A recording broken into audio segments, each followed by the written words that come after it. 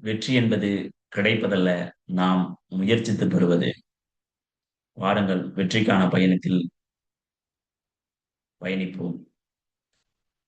Newton's law of motion அத பத்தி தான் இன்னைக்கு பார்க்க போறோம். மெக்கானிக்ஸ்ல ரொம்ப முக்கியமான இம்பார்ட்டன்டான டாபிக்ன்னு பார்த்தா அந்த நியூட்டன்ஸ் லா ஆஃப் மோஷன்ஸ். இத படிக்காம மெக்கானிக்ஸ் படிக்க முடியாது. அப்போ நியூட்டன்ஸ் லா ஆஃப் மோஷன பத்தி முதல்ல பார்த்துடலாம். அதுக்கு முன்னால ரொம்ப அடிப்படையான ஒரு விஷயத்த பத்தி பார்க்கலாம். அதுக்கு பேரு இனர்ஷியா. இனர்ஷியானா என்ன சார்? இனர்ஷியாங்கிறது ஒரு பொருள் எந்தவித புறவிசையும் செயல்படுத்தாம ஒரு இடத்துல இருந்துச்சுன்னா அதுக்கு பேர் தான் இனர்ஷியான்னு பேரு. ஃபார் எக்ஸாம்பிள், ஒரு டேபிள் இருக்கு. அந்த டேபிள் மேல ஏதோ ஒரு புத்தகமோ, ஏதோ ஒரு பொருள் இருக்குன்னு வச்சுக்கோங்களேன். இதுக்கு பேர் என்ன அப்படின்னு பார்த்தீங்கன்னா, எந்தவித புறவிசையும் செயல்படுத்தாம இந்த பொருள் நகராது. அதனால இத நம்ம என்ன சொல்லலாம்னா, ஸ்டேட் ஆஃப் ரெஸ்ட்ன்னு சொல்லலாம். இது ஒரு இனர்ஷியாவோட ஒரு இது. இன்னொன்னு ஒரு பொருள் இருக்கு. அதே பொருள்னே வச்சுக்கோங்களேன். அந்த பொருள் மோஷன்ல இருக்கு. அதாவது கன்டினியூவஸ் மோஷன். அந்த கன்டினியூவஸ் மோஷன்ங்கிறது எந்தவித புறவிசையும் செயல்படுத்தாம இருக்கிறதுக்கு பேரு தான் கன்டினியூவஸ் மோஷன்.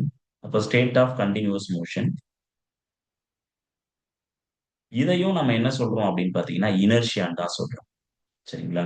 இப்ப பேசிக்கலா இந்த இனர்ஷியாங்கிறது என்னது அப்படின்னு பார்த்தீங்கன்னா, it is a inherent property. Inherent property of any body. சரிங்களா? எனி பாடி, எவரி பாடி எப்படி வேணாலும் சொல்லலாம். இன்ஹெரன்ட் ப்ராப்பர்ட்டின்னு சொல்லலாம். ஓகேங்களா? சரி, ஓகே. இந்த இனர்ஷியாவுக்கு ஏதாவது யூனிட் இருக்கா அப்படின்னு கேட்டா, நோ யூனிட். No unit. அதே மாதிரி இதுக்கு ஏதாவது பிசிக்கல் குவான்டிட்டியா அப்படின்னு கேட்டா, not a physical quantity. Physical quantity. சரிங்க. நாட் அ பிசிக்கல் குவான்டிட்டினா, அப்ப இன்னொரு முக்கியமான விஷயம் என்னன்னா, அது ஒரு பிசிக்கல் குவான்டிட்டியா இல்ல அப்படின்னா, அந்த பிசிக்கல் குவான்டிட்டியா இல்லாத ஒரு பொருளுக்கு டைமென்ஷனே இருக்காது. அப்ப அதனால நம்ம என்ன சொல்லலாம்னா, இனர்ஷியா ஹாஸ் நோ டைமென்ஷன். சரிங்களா? இதுக்கு டைமென்ஷனும் கிடையாது சுத்தமா. ஓகேவா? இந்த விஷயங்கள்லாம் நம்ம கேர்ஃபுல்லா பார்த்துக்கணும். இப்ப இனர்ஷியாங்கிற ஒரு பார்ட் என்னென்னலாம் சொல்லுதுன்னு பாருங்க. ஸ்டேட் ஆஃப் ரெஸ்ட்ன்னு சொல்றோம். ஸ்டேட் ஆஃப் கன்டினியூவஸ் மோஷன்னு சொல்றோம். Inherent property. இதுக்கு யூனிட் கிடையாது. பிசிக்கல் குவான்டிட்டி இல்ல. No dimensions. இதெல்லாமே பேசிக்கான விஷயம். அப்போ இந்த இனர்ஷியா எது சார்? எப்படி சார் இது? நம்ம எப்படி புரிஞ்சுக்கிறது அப்படின்னு கேட்டீங்கன்னா, it depends on mass. Depends on mass. சரிங்களா? ஓகே. இப்ப புறவிசையே செயல்படுத்தாத ஒரு பொருள் அந்த நிலையில இருக்கு அப்படின்னா, அது ஓய்வு நிலையா இருந்தாலும், இயக்க நிலையா இருந்தாலும், அதே இடத்துல இருக்கு அப்படின்னா, அதுக்கு பேரு தான் இனர்ஷியா அப்படின்னு பேரு. ஓகேங்களா? சரி, ஓகே. இப்போ இன்னொரு அசம்ப்ஷனுக்கு போலாம். அசம்ப்ஷன் இல்ல, it is a theory. A okay. இப்போ 2 பொருள் இருக்கு. இதுக்கும் மாஸ் m. இன்னொரு பொருள் இருக்கு. இதுக்கும் மாஸ் m. சரிங்களா? இப்ப இந்த 2 பொருளுக்கும் இருக்கக்கூடிய மாஸ், இப்ப இந்த பொருள் ரெஸ்ட்ல இருக்குன்னு வச்சுக்கோங்களேன்.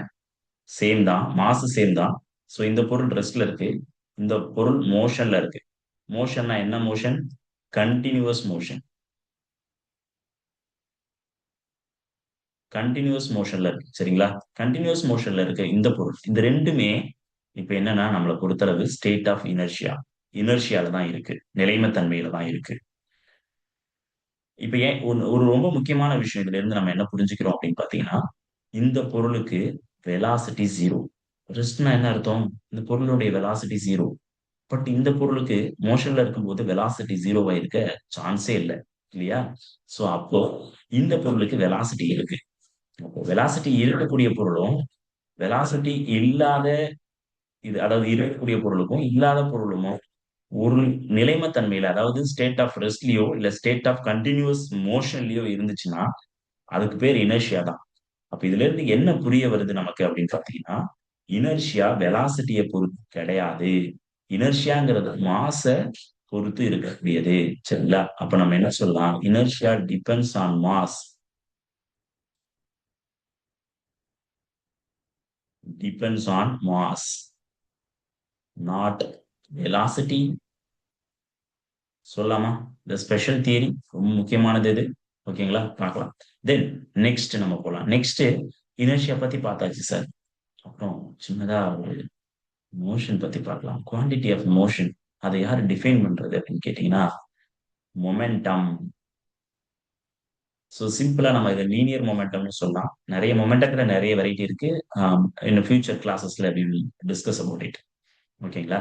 ஸோ இப்போ இந்த மொமெண்டம்னா என்ன சார் அப்படின்னு கேட்டீங்கன்னா, நல்லா பாருங்களேன். ஒரு பாடிக்கு இது வந்து நம்ம என்ன சொல்லலாம், ஒரு குவான்டிட்டி ஆஃப் மோஷன்னு சொல்லலாம். Quantity of motion. சரிங்களா? Quantity of motion. சரிங்க. அப்போ இந்த ஒரு அதாவது இது என்னன்னா, ஒரு பொருள் மோஷன்ல இருக்கு. சரிங்களா? ஒரு பொருள் மோஷன்ல இருக்கு. அத ஸ்டாப் பண்றதுக்கு புரியுதுங்களா? ஒரு யூனிட் டைமுக்குள்ள அத ஸ்டாப் பண்றதுக்கு எனக்கு தேவையான விசை. அததான் நான் வந்து மொமெண்டம் அப்படின்னு சொல்றேன். சரிங்களா? ஒரு யூனிட் டைமுக்குள்ள ஒரு பொருள் இருக்கக்கூடிய ஃபோர்ஸ ஸ்டாப் பண்ணக்கூடியதுன்னு சொல்லலாம். சரிங்களா?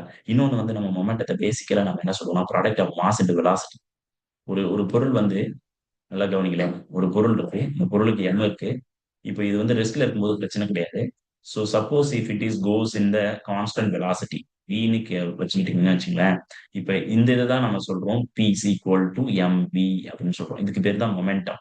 மொமெண்டம்ங்கிறது என்னன்னா, ஒரு ஒரு பர்ட்டிகுலர் மாஸ் இருக்கக்கூடிய ஒரு பொருள் ஒரு விசையில நோக்கி ஒரு திசையில சென்றுகிட்டு இருந்துச்சு அப்படின்னா, ஆஹ் அதாவது ஒரு திசையில ஒரு பொருள் ஒரு எம்ங்கிற மாஸ் உள்ள ஒரு பொருள் ஒரு விசையில செஞ்சுட்டு இருக்குன்னா அதுக்கு பேரு மொமெண்டம் அப்படின்னு சொல்றோம். P is equal to mv.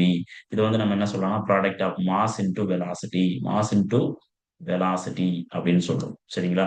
சரி, இதெல்லாம் ஓகேங்க. அப்போ இது வந்து ஆக்சுவலி வெக்டார் குவான்டிட்டின்னு சொல்லுவாங்க. இந்த மொமெண்டத்தை வந்து ஏன்னா வெலாசிட்டி ஹேஸ் அ டைரக்ஷன்ஸ் இல்லையா? நமக்கு தெரியும். வெலாசிட்டிக்கு டைரக்ஷன்ஸ் இருக்கு. அதே மாதிரி அப்போ மொமெண்டத்துக்கும் டைரக்ஷன்ஸ் இருக்கு. அப்போ இதுல நல்ல என்ன புரியுது அப்படின்னு பாத்தீங்கன்னா, வெலாசிட்டி எந்த டைரக்ஷனும் சரிங்களா? அதே டைரக்ஷன்ல தான் மொமெண்டம் இருக்கும். Momentum and velocity has the same directions. ஓகேங்களா? புரிஞ்சுதா இப்போ? ஸோ இப்போ வெலாசிட்டி வேற டைரக்ஷன்ஸ், மொமெண்டம் வேற டைரக்ஷன்ல இருக்காது. இது வந்து லீனியர் மொமெண்டம். சரிங்களா? Linear momentum. Linear momentum has same direction as velocity have. So வெலாசிட்டிக்கு என்ன இருக்கோ அதை தான் நம்ம என்ன சொல்றோம் அப்படின்னு பார்த்தீங்கன்னா, அந்த வெலாசிட்டிக்கு இருக்கக்கூடிய அந்த மோஷனை தான் நம்ம என்ன சொல்றோம் அப்படின்னு கேட்டீங்கன்னா, சாரி, அதனுடைய டைரக்ஷன்ஸ் தான் இந்த மொமெண்டமும் வச்சிருக்கும் அப்படிங்கிறத புரிஞ்சுக்கணும். சரிங்களா? சரிங்க சார். அப்போ இதனுடைய யூனிட்னு கேள்வி கேட்க சான்சஸ் இருக்கு. அப்போ மொமெண்டம்ங்கிறது மாஸ் இன்டு வெலாசிட்டி. மாஸ் வந்து கிலோகிராம்ல சொல்லுவோம். Velocity metre second power minus ஒன்னு சொல்லுவோம். ஸோ இப்போ யூனிட் ஆஃப் மொமெண்டம் என்னன்னா kilogram metre second power minus ஒன்னு அப்படிங்கிறது. ஸோ இப்போ இதை வச்சுக்கிட்டு நீங்க அடுத்தடுத்து ப்ரொசீட் பண்ணலாம்.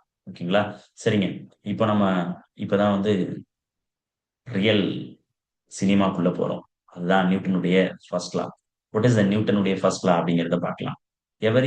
அதாவது நியூட்டனுடைய ஃபர்ஸ்ட் லா எல்லாருக்குமே தெரிஞ்சதுதான். இருந்தாலும் நம்மளும் ஒரு தடவை சொல்லுவோம். Newton's first law. So every object it has a state of rest or in a continuous motion without applying any external force or until applied any external force நம்ம சொல்லுவோம்.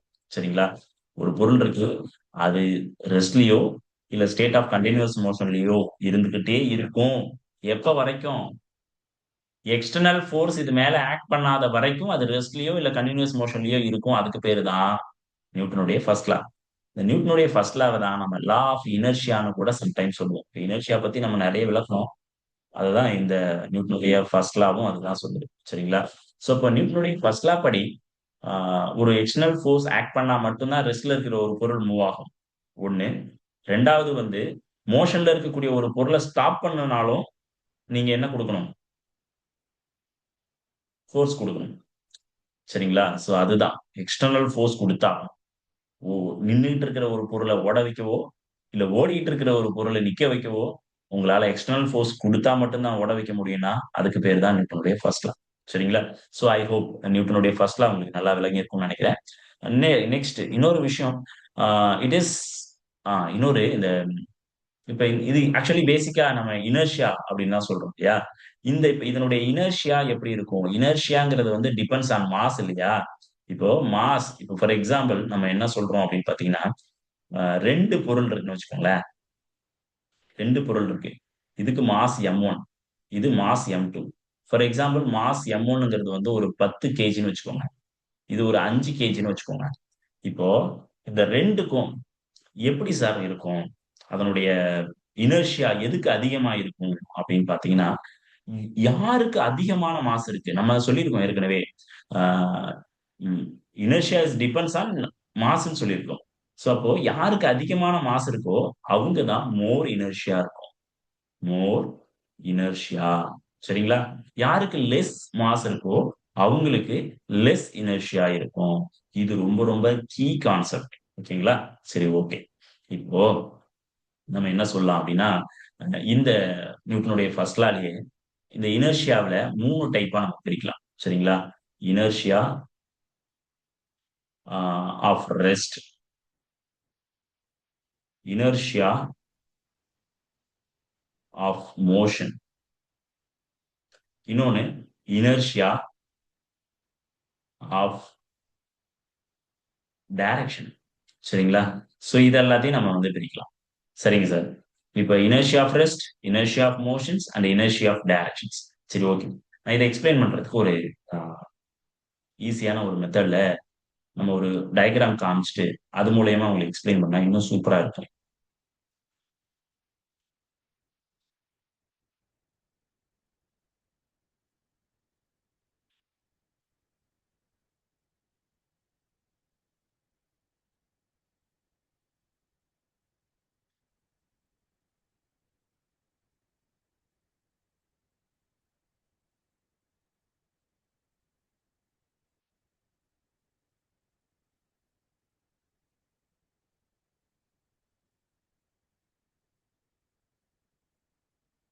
சரிங்க.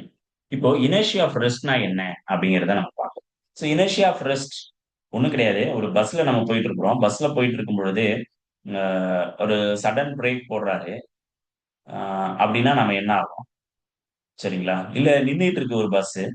பஸ்ஸ டிரைவர் எடுக்குறாரு. எடுக்கும்போது நம்ம என்ன ஆவோம்? அப்படிங்கிறது தான் முக்கியமான விஷயம். ஃபர்ஸ்ட் எடுத்த உடனே நம்ம ஸ்டேட் ஆஃப் இனர்ஷியா ரெஸ்ட்ட பத்தி படிக்கலாம். ஸ்டேட் ஆஃப் ரெஸ்ட்ங்கிறது வந்து நின்னுகிட்டு இருக்கு பஸ்ஸு. நம்மளும் பஸ்ல உட்கார்ந்திருக்கோம். டிரைவர் பஸ்ஸ ஸ்டார்ட் பண்ணும்பொழுது, நம்ம பின்னோக்கி கொஞ்சம் தள்ளப்படுவோம். காரணம் என்னன்னா, நம்ம பாடி ரெஸ்ட்லயே இருக்க ட்ரை பண்ணோம். ஆனா பஸ்ஸு மோஷன்ல வர ட்ரை பண்ணிடுச்சு. ஸோ அப்போ நம்ம பாடி ரெஸ்ட்ல இருக்கும் பொழுது, பஸ் மோஷன்ல போகும்பொழுது என்ன ஆகுதுன்னா, நம்ம வா நம்ம பாடி வந்து கன்டினியூவஸ் இட்ஸ் ரெஸ்ட் பொசிஷன்லயே கன்டினியூவஸா இருக்கணும்னு ட்ரை பண்ணும். அப்போ பஸ் போகும்பொழுது நம்ம பின்னோக்கி தள்ளப்படும். ஓகேங்களா? இது வந்து first conditions. Inertia of motion அப்படின்னு வச்சுக்கோங்களேன். பஸ் அப்படியே ஒரு கான்ஸ்டன்ட் வெலாசிட்டில போயிட்டு இருக்கு.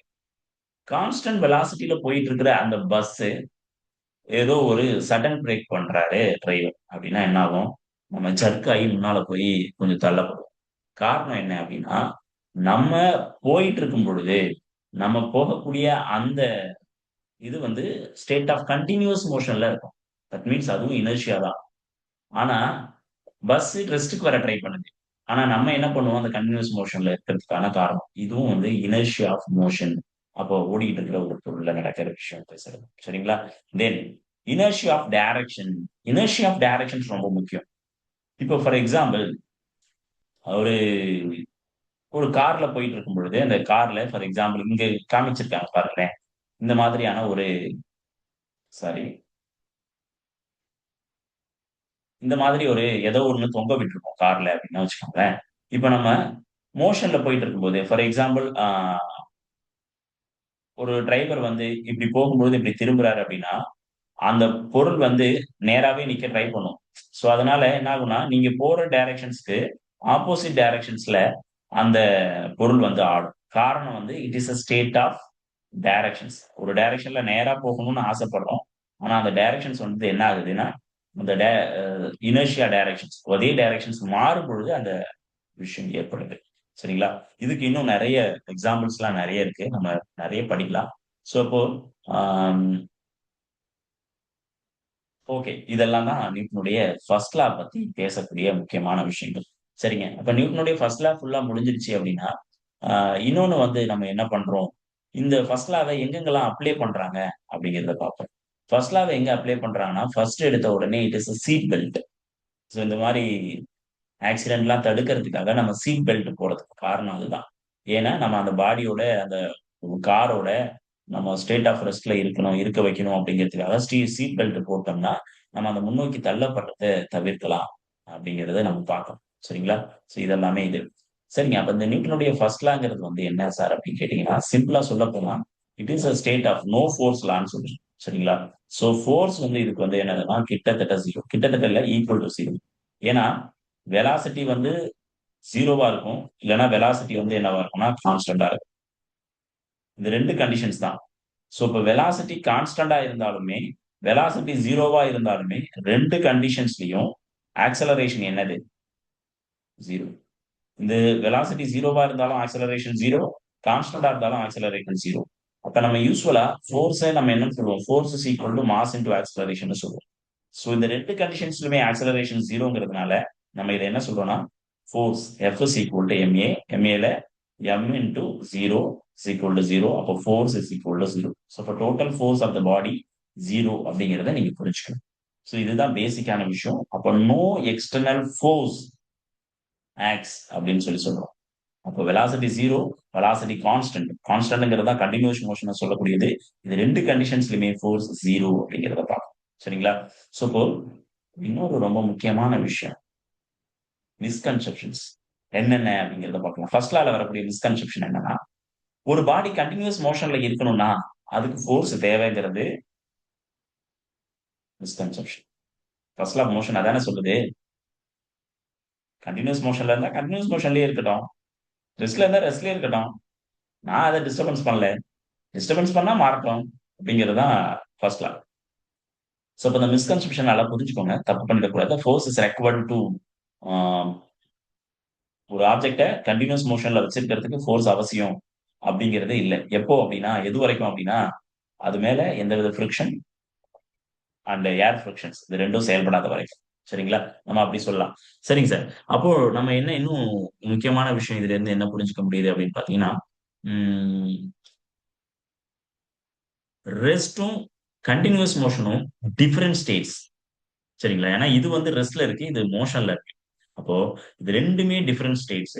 ஸோ அப்போ இது வந்து ஒரு ரொம்ப இதுவா பார்க்க போனோம் அப்படின்னு பார்த்தீங்கன்னா, இந்த நியூட்டனுடைய ஃபர்ஸ்ட் லாங்கிறது வந்து ஒரு குவாலிட்டேட்டிவ் ஆ டெஃபினிஷன் ஆஃப் ஃபோர்ஸ். ஒரு ஃபோர்ஸினுடைய குவாலிட்டேட்டிவ் டெஃபினிஷன்ஸ். சரிங்களா? குவான்டிட்டி சொல்லவே சொல்லாது. அதுதான் ரொம்ப முக்கியமானது இந்த நியூட்டனுடைய ஃபர்ஸ்ட் லா சொல்லக்கூடியது. Qualitative definitions. சரி ஓகேங்க. ஆம் ஓகே. நெக்ஸ்ட் லா போலாம். நெக்ஸ்ட் லாங்கிறது வந்து நியூட்டனுடைய செகண்ட் லா. நியூட்டனுடைய செகண்ட் லா பேசிக்கா என்ன சொல்ல வருது அப்படின்னு பார்த்தீங்கன்னா, rate of change of momentum.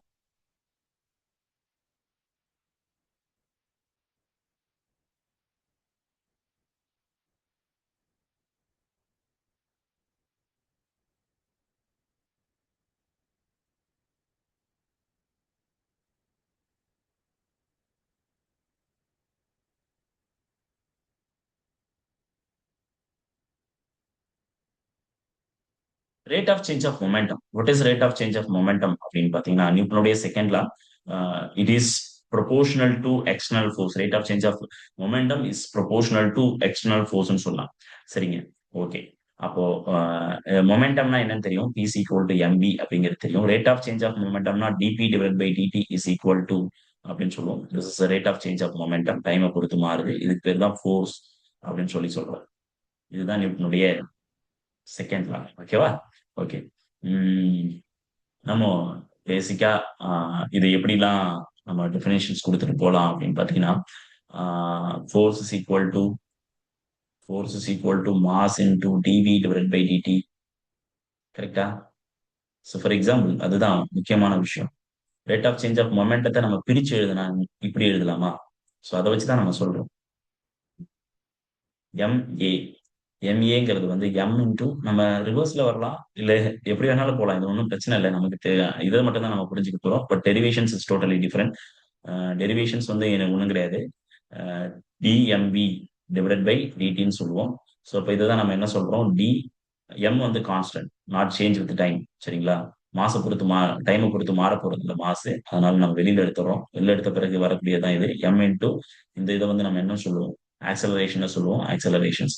அப்ப force is equal to mass into ஆக்சலரேஷன்ஸ். அப்போ மாஸ் இன்டூ ஆக்சலரேஷன்ஸ் நமக்கு தெரிஞ்சிருச்சு.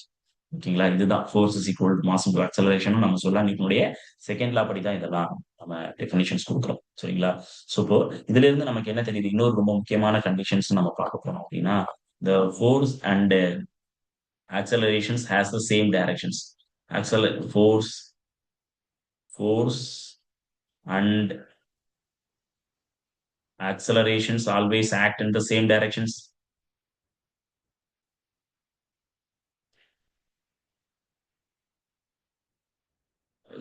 Acts in same directions. எப்போ நான் லீனியர் மொமெண்டத்துல மட்டும்தான்.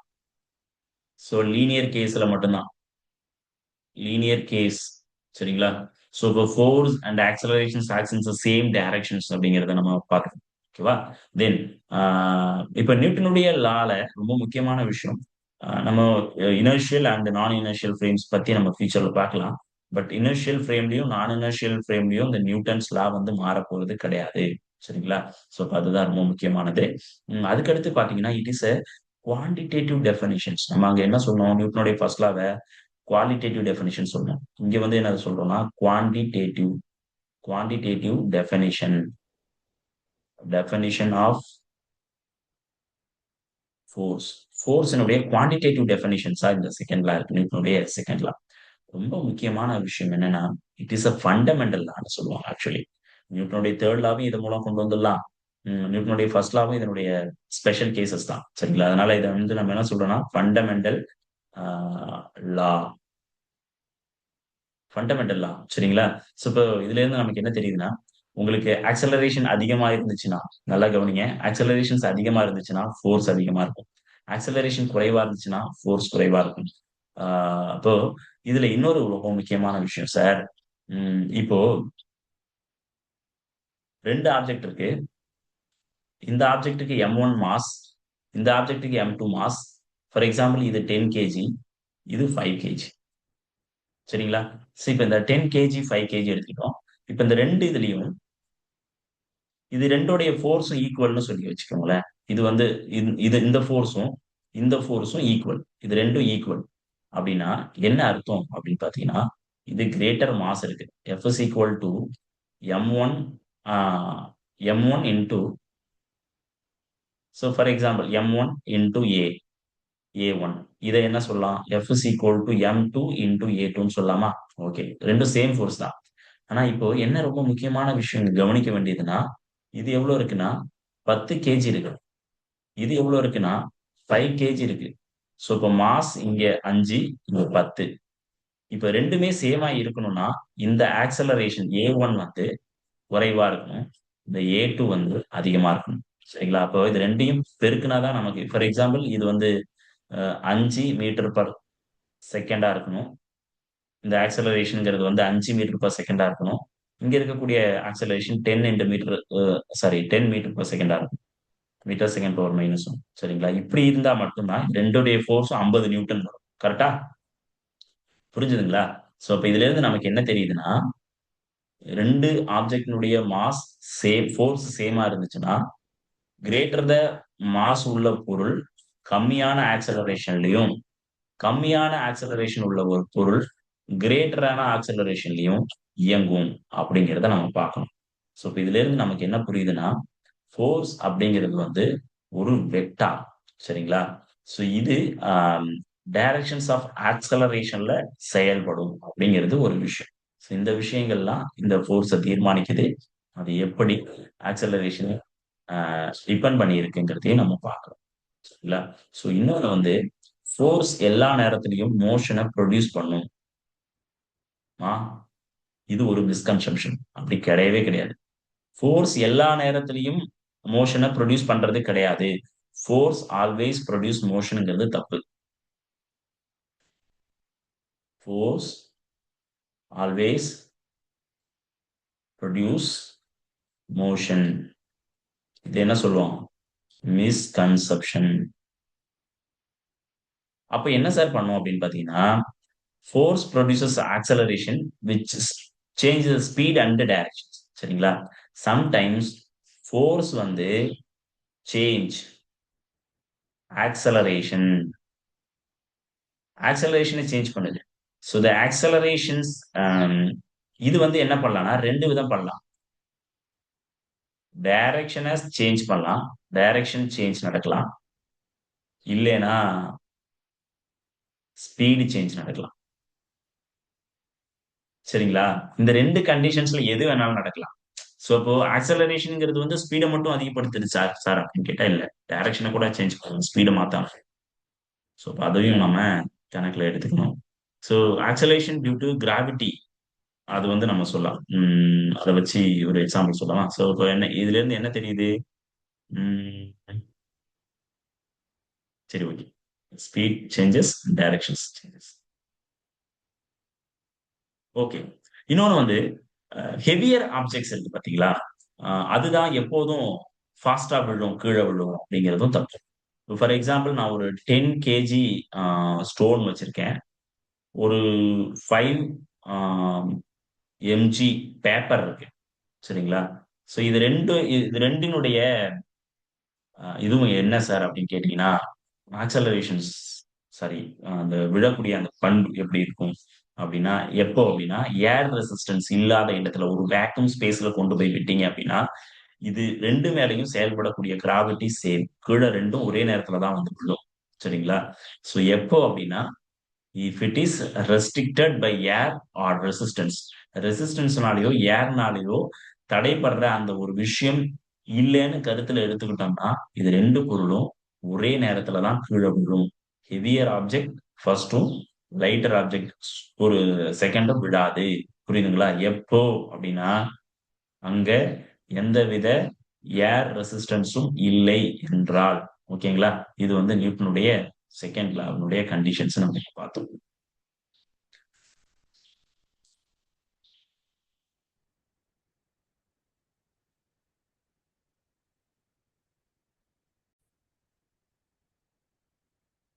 இந்த செகண்ட் லால ரொம்ப முக்கியமான சில எக்ஸாம்பிள்ஸ் பார்க்கலாம். ஒண்ணு வந்து kicking the football and pushing load to the cart and cricket shots. For example, the football accelerate in the directions of the kick because of the force is applied into the, அதாவது ஒரு ஃபுட்டால வந்து உதச்சு தள்ளுறாரு, இது போகுது. காரணம் வந்து என்னது அப்படின்னு பாத்தீங்கன்னா இதுதான். So he create the momentum to the ball. ரெஸ்ட்ல இருக்கிற இதுக்கு வெலாசிட்டி கொடுக்குறாரு. தட் மீன்ஸ் ஒரு வித்தியாசமான ஃபோர்ஸ், ஃபோர்ஸ் இது மூலியமா தான் அது நடக்குது. சரிங்களா? ஸோ அதே மாதிரி தான் இங்கேயும் மாஸ் நின்றுட்டு இருக்கிற ஒரு ட்ராலியை தள்ளுறாரு, தள்ளும் பொழுது அது போகுது. ஸோ கிரிக்கெட் பேட்லயும் அவர் இதான் பண்றாரு, ஃபோர்ஸ் அப்ளை பண்றாரு. அப்ப என்ன ஆகுதுன்னா, இந்த பால் வந்து சம் டைரக்ஷன்ஸ் அண்ட் மொமெண்டத்துல வந்துகிட்டு இருக்கு. அதாவது பாலர் ரிலீஸ் பண்ண பிறகு அது ஒரு டைரக்ஷன்லயும் ஒரு மொமெண்டத்திலயும் வரும். அதை பேட்டை வச்சு இந்த பேட்டர் வந்து என்ன பண்றாருன்னா, அந்த மொமெண்டத்தையும் டைரக்ஷனையும் சேஞ்ச் பண்ணி விடுறாரு. ஸோ இப்போ இதுவும் வந்து என்னது அப்படின்னு பார்த்தீங்கன்னா, நியூட்டனுடைய செகண்ட் லா அடிப்படையில தான் நம்ம பார்க்குறோம். The momentum changes, rate of change of momentum with respect to time, that is called. Okay. So அதுக்கப்புறம் நம்ம மொமெண்டத்துக்கு நம்ம எஸ்ஐ யூனிட் சொல்லலாம். டெஃபினிஷன்ஸ் நம்ம ஏற்கனவே சொன்னதுதான். ஸோ எஸ்ஐ யூனிட் உங்களுக்கு தெரியும், kilogram metre second power minus டூங்கிறது. ஆக்சலரேஷனுடைய இது வந்து மீட்டர் செகண்ட் பவர் மைனஸ் டூங்கிறது தான் அது. ஓகேங்களா? சரி, then greater the external force on the body, the greater its accelerations. For the same force, the greater the mass, smaller is accelerations. இப்பதான் நம்ம எக்ஸ்பிளனேஷன்ஸ் கொடுத்தோம். ஓகே. இப்போ ரொம்ப முக்கியமான விஷயம் இங்கதான் வருது. சரிங்களா? நியூட்டன்ஸ் லா ஆர் வெக்டார் லா. ரொம்ப ரொம்ப முக்கியமானது வெக்டார். சரிங்களா? இது வந்து ஒரு வெக்டார் லா. அப்போ ஒவ்வொரு கண்டிஷன்ஸ்லயும் நம்ம வந்து வெக்டாரை கவனமா பார்க்கணுங்கிறது தான் அவசியம். சரிங்க. அப்போ force and motion in same directions, ஒரு கண்டிஷன்ஸ். ஒரு ஆப்பிள் கீழே விழுது, கீழே விழுதுன்னா falls towards the earth in the direction of motion. Direction of velocity, இதனுடைய வெலாசிட்டி கீழ் நோக்கி தான் வருது ஆப்பிள். அந்த force in the same downward. அப்போ ரெண்டுமே வந்து ஒரே டைரக்ஷன்ல போறதுனால நம்ம இதை என்ன சொல்றோம் அப்படின்னு பாத்தீங்கன்னா, force and motions in the same directions. சரிங்களா? சரி, தென் நம்ம இங்க வரும் பொழுது என்னதுன்னா, force and motions not in the same directions. For example, இது கிராவிடேஷனல் ஃபோர்ஸ் இந்த டைரக்ஷன்ல நடக்குது. ஆனா மூன் வந்து நம்மளை விட்டு விலகி போக தான் ட்ரை பண்ணும். எப்போதுமே அதை எஸ்கேப் பண்ண ட்ரை பண்ணுது. ஸோ அதனால வந்து இது வந்து என்ன ஆகுது அப்படின்னு பார்த்தீங்கன்னா, இந்த டைரக்ஷன்ஸ்ல இயங்குது. ஸோ இப்ப இது வந்து என்னதுன்னா, ஃபோர்ஸ் இந்த டைரக்ஷன்ஸ், வெலாசிட்டி இந்த டைரக்ஷன்ஸ். ஸோ இது 2ம் டிஃபரெண்ட் டைரக்ஷன்ஸ்ல இயங்கக்கூடியது. இது 2ம் வெவ்வேறு வெக்டார் பண்புள்ள இது. சரிங்களா? ஸோ இன்னொன்னு வந்து ஃபார் எக்ஸாம்பிள் நான் என்ன பண்றேன் அப்படின்னு பார்த்தீங்கன்னா, ஒரு பால தூக்கி மேல போடுறேன். மேல போடுறேன்னா, அப்போ நான் வெலாசிட்டி செலுத்தக்கூடிய வெலாசிட்டி மேல போகுது. But the force of the gravitations கீழ் நோக்கி இழுக்குது. ஸோ இப்போ கிராவிடேஷனல் ஃபோர்ஸும் நான் அப்ளை பண்ண வெலாசிட்டியும் வந்து ஆப்போசிட் டைரக்ஷன்ஸ்ல இருக்கக்கூடிய ஒரு சான்சஸ் குடுக்கும். சரிங்களா? இது 2ம் வெவ்வேறு டைரக்ஷன்ஸ்ல இருக்கு. நெட் ஃபோர்ஸ் வந்து 0 அப்படிங்கிற ஒரு கண்டிஷன்ஸும் இருக்கு. But not in motions. 0 net force but there in motion. அப்படின்னா என்னன்னா, ஒரு வாட்டர் டேப்லெட் மேகத்துல இருந்து கீழ விழுது அப்படின்னு பார்த்தீங்கன்னா, நம்ம கிராவிடேஷனல் ஃபோர்ஸ் அந்த வாட்டர் டேப்லெட்ட கீழ இழுக்குது. பட் ஏர் டிராக்கிங் ஃபோர்ஸ் அந்த வாட்டர் பாட்டில மேல தள்ளுது. வாட்டர் ட்ராப்ப. ஸோ இப்ப இந்த மாதிரி கண்டிஷன் வரும்பொழுது, கீழ வரக்கூடிய கிராவிடேஷனல் ஃபோர்ஸும், மேல போகக்கூடிய ஏர் டிராக் ஃபோர்ஸும் கேன்சல் ஆகி உங்களுக்கு நெட் ஃபோர்ஸ் வந்து 0 ஆகுது. சரிங்களா? ஸோ இப்போ இதனால என்ன ஆகும் அப்படின்னு பார்த்தீங்கன்னா, அந்த ரெயின் டிராப் வந்து ஒரு கான்ஸ்டன்ட் வெலாசிட்டில நம்ம பூமிய வந்து அடையுது. சரிங்களா? இதுதான் பேசிக்கான விஷயம். சரிங்க. இதுக்கப்புறம் நம்ம என்ன பண்ணலாம் அப்படின்னு பார்த்தீங்கன்னா, நியூட்டனுடைய 3 லா பத்தி பார்ப்போம்.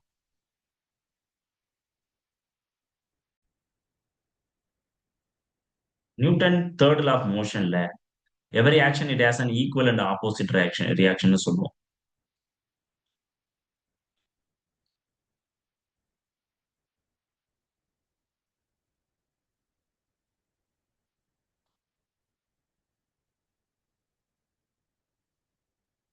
Equal and opposite reaction. So ஈக்குவல்ங்கிறது வந்து மேக்னெட்டியூட்ல. மேக்னெட்டியூட்ல இது வந்து ஈக்குவல். ஆப்போசிட்ங்கிறது வந்து டைரக்ஷன்ல.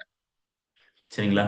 டைரக்ஷன்ல இது ஆப்போசிட். இந்த 2 விஷயம் தெரிஞ்சுக்கணும். அப்போ வந்து என்னதுன்னா, ஒரு ஆப்ஜெக்ட் இருக்கு. இந்த ஆப்ஜெக்ட் வந்து ஃபார் எக்ஸாம்பிள் இது இது வந்து ஒரு ஃபோர்ஸ் செயல்படுத்துது. ஏதோ ஒரு பொருள் மேல. இது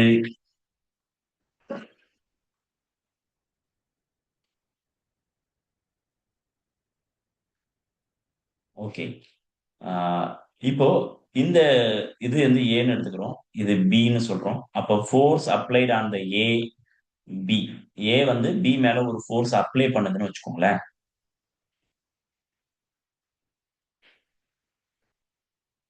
அந்த ஃபோர்ஸ் என்னவா இருக்கும்னா, பி அது மேல அப்ளை பண்ணக்கூடிய ஃபோர்ஸ்க்கு ஆப்போசிட் டைரக்ஷன்ல இருக்கும். இப்ப இது 2ஓட மேக்னிட்யூட் சேமு.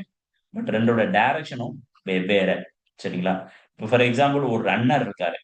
ஒரு ரன்னர் வந்து என்ன பண்ணுவாருன்னா, அவருடைய கால வச்சு கீழ தரை இருக்கு. இந்த தரையில வந்து கால வச்சு அழுத்துவாரு. ஸோ தரையில கால வச்சு அழுத்துறதுங்கிறது வந்து ஆக்ஷன். சரிங்களா? ஆனா இந்த தரை அவரு மேல ஒரு ஒரு ஒரு ஒரு இத குடுக்கும். ஒரு விசைய குடுக்கும். அதுக்கு பேரு ரியாக்ஷன். சரிங்களா? ஒரு ஒரு ரன்னர் இருக்காரு. நல்லா கற்பனை பண்ணுங்க. ரன்னர் இருக்காரு. ரன்னர் ஓடும்பொழுது அவரு கால வச்சு கீழ அழுத்துவாரு. கீழ அழுத்தும்போது, இந்த தரை என்ன பண்ணும் அப்படின்னு பார்த்தீங்கன்னா, அந்த கால் மேல ஒரு ஃபோர்ஸ செலுத்தும். சரிங்களா? இது வந்து நம்ம பார்க்க முடியாது. பட் ரியலைஸ் பண்றது இது. அப்போ ஆக்ஷன், ரியாக்ஷன்ஸ் 2மே வெவ்வேறு இடத்துல நடக்குது. சரிங்களா? ஸோ ஆக்ஷன் குடுக்கிறவர் ஒருத்தரு, ரியாக்ஷன் பண்றவர் ஒருத்தரு. இது 2மே ஈக்குவல் அண்ட் ஆப்போசிட்டா இருக்கும். Every action it has an equal and opposite reactions. சரிங்களா? ஸோ இப்போ ஃபோர்ஸ் அப்ளைடு அப்படிங்கிறது ஆக்ஷன் ஆகும். Force opposite to the force applied அப்படிங்கிறது வந்து எக்ஸ்பீரியன்ஸ்ட். ஃபோர்ஸ் அப்ளைடு வந்து ஆக்ஷன், ஃபோர்ஸ் எக்ஸ்பீரியன்ஸ்டு வந்து ரியாக்ஷன். இது நல்லா புரியும்னு நினைக்கிறேன் உங்களுக்கு. ஓகேங்களா? ஸோ அப்போ இன்னொன்னு வந்து இந்த ஆக்ஷனும், ரியாக்ஷனும் not in same body. Action யார் குடுக்கிறது? Action on ground. சரிங்களா? இவரு கிரவுண்ட் மேல குடுக்குறாரு. ரியாக்ஷன் யாரு? On foot. பாதத்துல வந்து குடுக்கிறது தான் ரியாக்ஷன். சரிங்களா? புரியுதுங்களா? உங்களுக்கு புரியும்னு நெனைக்கிறேன். ஓகேவா? ஸோ அப்போ 2மே வெவ்வேறு பாதையில நடக்குது. Action and reaction not sorry இல்லன்னா never acts on the same body. இது நியூட்டனுடைய 3 லால ரொம்ப முக்கியமான விஷயமா நம்ம பார்க்கிறோம். சரிங்களா? So magnitude equal and directions are difference. So இப்ப இந்த மாரி நெறைய விஷயம் நம்ம பேசலாம். ஃபார் எக்ஸாம்பிள் ஒரு புத்தகம் வந்து ஒரு டேபிள் மேல இருக்கு அப்படின்னா, அந்த டேபிள் ஃபார் ஒரு டேபிள் மேல ஒரு புத்தகம் இருக்கு. இந்த புத்தகம் ஒரு ஆக்ஷன குடுக்குது. கீழ் நோக்கி விழ பாக்குது. ஆனா இந்த டேபிள் அத மேல் நோக்கி தள்ளிக்கிட்டு இருக்கு. இது ஒரு விஷயம். ஸ்விம்மர் பண்ணும்பொழுது நம்ம என்ன பண்றோம்னா, நம்ம வந்து தண்ணீய பின்னோக்கி தள்றோம். தண்ணி நம்மள முன்னோக்கி தள்ளுது. ஓகேங்களா? இது ஒரு எக்ஸாம்பிள். இன்னொன்னு வந்து கன்னு ஃபயர் பண்றோம். துப்பாக்கியால சுடுறோம். சுடும்போது என்ன ஆகுது அப்படின்னு பார்த்தீங்கன்னா, அந்த ரீகாயில் ஆஃப் கன்னுன்னு சொல்லுவாங்க. இப்போ கன்னு துப்பாக்கியால சுடும்பொழுது, துப்பாக்கி குண்டு முன்னால போகும். அந்த தோட்டா வச்சிருக்கக்கூடிய அந்த துப்பாக்கி பின்னோக்கி நம்மள தள்ளும். இதுக்கு பேரும் நியூட்டனுடைய 3 லா தான். சரிங்களா? ஸோ இப்ப இது எல்லாமே வந்து நியூட்டனுடைய லாஸ்ல வரக்கூடியது. சரிங்க. ரொம்ப முக்கியமான விஷயம் வந்து என்னதுன்னா, இந்த ஆக்ஷன், ரியாக்ஷன் எப்போதுமே பேரா தான் செயல்படும். தனித்தனியா செயல்படாது. ஒரே நேரத்துல தான் செயல்படும். சரிங்களா? இது ரொம்ப முக்கியம். இன்னொன்னு இதுல ஒரு சில மிஸ்கன்செப்ஷன் நடக்க சான்சஸ் இருக்கு. என்ன மாதிரியான மிஸ்கன்செப்ஷன் நடக்கும் அப்படின்னு பார்த்தீங்கன்னா, அ இப்போ ஆக்ஷனும், ரியாக்ஷனும் ஒரே பாடி மேல நடக்குது அப்படிங்கிறது தப்பு. சரிங்களா? 1 ஒரு மிஸ்கன்செப்ஷன். அப்படி இல்ல. ஆக்ஷன், ரியாக்ஷன் வெவ்வேறு பாடியில நடக்குது. ஓகேவா? இன்னொன்னு ஆக்ஷனும், ரியாக்ஷனும் கேன்சல் பண்ணும். ஒண்ண ஒண்ணு கேன்சல் பண்ணிக்கும். அப்படிங்கிறதும் தப்பு. ஏன் சார் அப்படின்னு பார்த்தீங்கன்னா, ஆக்ஷன் வேற ஒரு பாடியில நடக்குது. ரியாக்ஷன் வேற ஒரு பாடியில நடக்குது. அப்ப ஃபோர்ஸ் எப்ப கேன்சல் ஆகும் அப்படின்னு பார்த்தீங்கன்னா, 2 ஃபோர்ஸும் ஒரே பாடி மேல நடந்தா மட்டும் தான் அந்த ஃபோர்ஸ் கேன்சல் ஆகும். 2 ஃபோர்ஸும் வெவ்வேறு பாடியில நடந்துச்சுன்னா, அத கேன்சல் பண்ண முடியாது. சரிங்களா? இது ஒரு மிஸ்கன்செப்ஷன் நம்ம பார்த்துக்கிறது. இன்னொன்னு வந்து, ஆ ரியாக்ஷன் ஆக்ஷன் நடந்த பிறகு தான் ரியாக்ஷன் நடக்கும். அப்படிங்கிறது தப்பு. சரிங்களா? ஆக்ஷனும், ரியாக்ஷனும் சேம் டைம்ல நடக்கும். புரியுதுங்களா? வெவ்வேறு பாடியில சேம் டைம்ல நடக்கும். ஃபார் எக்ஸாம்பிள் ஒரு ஓட்டப்பந்தய வீரர் அந்த கால வச்சு கீழ அழுத்தும் பொழுது, அதே நேரத்துல அந்த தரையும் அவர் மேல ஒரு ஃபோர்ஸ குடுத்து அவர தள்ளும். சரிங்களா? இந்த 2 விஷயமும் சைமல்டேனியஸா நடக்கும். தனித்தனியா நடக்காது. புரியுதுங்களா? ஸோ இதுதான் நியூட்டனுடைய முதல் 2 மற்றும் 3ஆம் விதிகளை பத்தின ஒரு ஒரு ஒரு ஒரு குறிப்பிட்ட விளக்கம். சரிங்களா? இத தாண்டியும் நெறைய நம்ம படிக்க வேண்டியது இருக்கு. படிப்போம். அ வெற்றியை நோக்கி பயணிப்போம். வாழ்த்துக்கள்.